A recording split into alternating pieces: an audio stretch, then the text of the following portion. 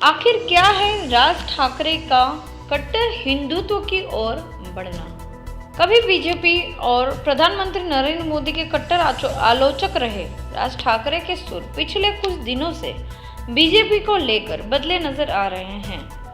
मस्जिदों से loud speaker हटाने की मांग को लेकर महाराष्ट्र में शिवसेना को घेरने वाले राज ठाकरे ने इसी मुद्दे पर हाल ही में यूपी के सीएम योगी आदित्यनाथ की तारीफ की है। कभी मोदी के विरोध में कांग्रेस के समर्थन में प्रचार कर चुके राज ठाकरे की राजनीति में आए हालिया बदलाव को उनकी पार्टी महाराष्ट्र नवनिर्माण सेना यानी कि एमएनएस और बीजेपी के बीच बढ़ती नजदीकी के रूप में दिखाई दे रही है। महाराष्ट्र की राजनीति में कभी मराठी मानुस और कट्टर हिंदुत्व के समर्थक माने जाने वाली शिवसेना के हिंदुत्व के मुद्दों पर पकड़ ढीली होने से राज ठाकरे को फ्रंट फुट पर खेलने का मौका मिल गया है। राजनीतिक जानकारों का मानना है कि राज ठाकरे का हिंदुत्व एजेंडा अचानक नहीं बल्कि सोच समझकर उठाया गया कदम है और ये एमएनएस के राजनीतिक विस्तार का हिस्सा है।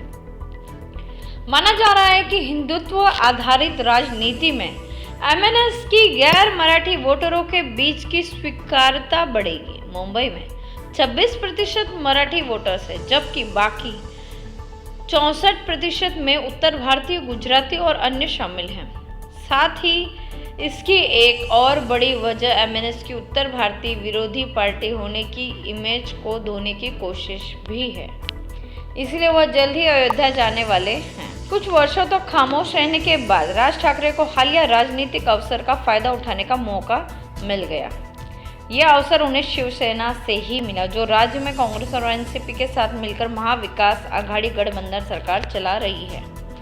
राजनीतिक हलकों में इन दिनों राज ठाकरे की एमएनएस और बीजेपी के बीच गठबंधन की चर्चा है। पिछले कुछ महीनों में राज ठाकरे पूर्व सीएम देवेंद्र फडणवीस से मिलकर बीजेपी प्रमुख चंद्रकांत पाटिल समेत कई बीजेपी नेताओं से मिल चुके हैं। राज ठाकरे ने उद्धव सरकार को राज्य की सभी मस्जिदों से लाउडस्पीकर हटाने के लिए 3 मई तक का समय देते हुए ऐसा न करने पर मस्जिदों के बाहर हनुमान चालीसा का पाठ करने का अल्टीमेटम दिया है। जी हाँ, इन सब राजनीतियों के चलते ऐसा ही लग रहा है कि राज ठाकरे कहीं ना कहीं एमएनएस की छवि को चमकाना चाहते हैं और खुद चमक कर लोगों के बीच दिखना चाहते हैं। डीआरवी न्यूज़ के लिए मनीषा जोशी की रिपोर्ट।